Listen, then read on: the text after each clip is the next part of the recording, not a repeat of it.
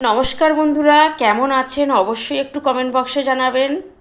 চলে এলাম একটা রান্নার রেসিপি নিয়ে, চিংড়ি মাছের মালাইকারি। দেখতে থাকুন আমি কিভাবে করি। খুব টেস্টি হয় এবং যখন খাবেন করে হাত চাটবেন আর আমার কথা মনে করবেন। তো চলুন, প্রথমেই কিন্তু আমি চিংড়ি মাছটা এইভাবে কেটে নিয়েছি, কড়াইয়ে কিন্তু তেল দিয়ে দিয়েছি। এবার আমি কি করব বলুন তো?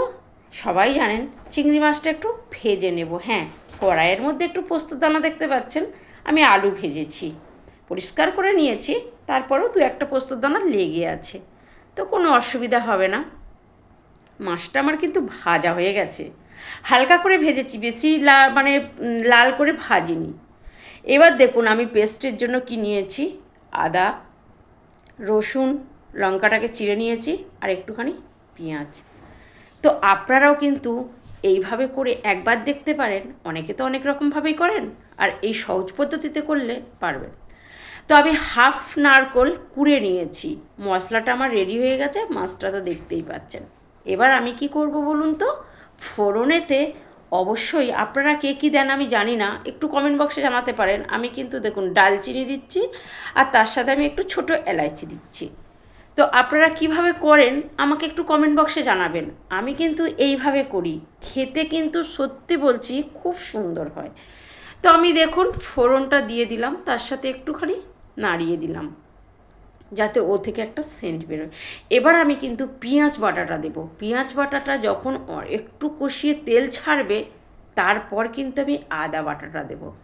আপনারা কিন্তু দেখতে থাকুন, অবশ্যই একদিন করে খেয়ে দেখবেন, সত্যি বলছি এই দিয়েই ভাত খাওয়া হয়ে যাবে। তো যখন দেখবেন তেল ছেড়ে দিয়েছে, তখন কিন্তু আমি আদা বাটাটা দেবো। আর একটা কথা বলি বন্ধুরা, অবশ্যই পুরো ভিডিওটা দেখবেন, চারি ভিডিও দেখবেন, একটু কষ্ট করে ভিডিওটা দেখবেন। তো দেখুন আমি আদাটা দিয়ে দিলাম, আদা বাটার ওর সাথে রসুনটা ছিল, অবশ্যই লঙ্কাটাও আমি চেরা দিয়ে দেবেন, যে যেমন ঝাল খাবেন সেরকম ঝাল দেবেন। প্লেটটা ধুয়ে একটু জলটা দিয়ে দিলাম। তো ঝাল আমি আবার বেশি খুব একটা খাই না, আর যেহেতু ওটা চিংড়ি মাছের করছি, তো আমি ঝালটা খুব একটা দেবও না। একটু আমি জিরে গুঁড়ো দিলাম, একটু আমি ধনে গুঁড়ো দিলাম, আর কি দিলাম বলুন তো? আর তো কিছু দিইনি, জিরে গুঁড়ো আর ধনে গুঁড়ো।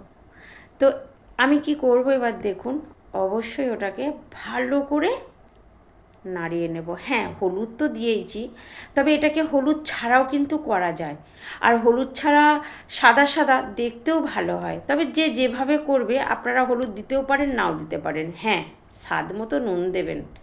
দেখেছেন মশলাটা কষতে কষতে কী সুন্দর কালারটা এসেছে। এবার আমি কিন্তু ওই যে নারকেলের দুধটা বের করে রেখেছি, খুব সুন্দর গাঢ় হয়েছে, আমি জল দিইনি, ওই দুধটা দিয়ে দিয়ে ভালো করে মশলাটাকে একটু কষিয়ে নেব। আমি পুরো দুধটাই কিন্তু দিয়ে দেব।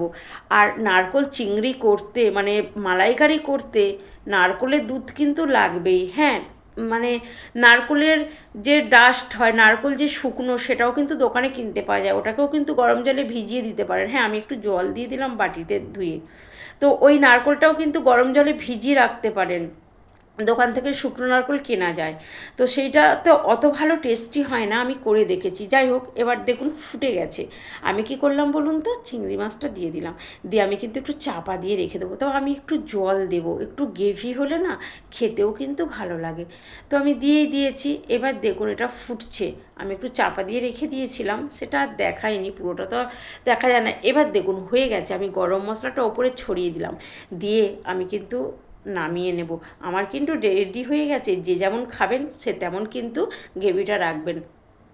ভালো লাগলে অবশ্যই আমার চ্যানেলটাকে একটু ফলো করে দেবেন, আর আমার পাশে একটু থাকবেন। আমি সবসময় আপনাদের পাশে আছি এবং পাশে থাকব।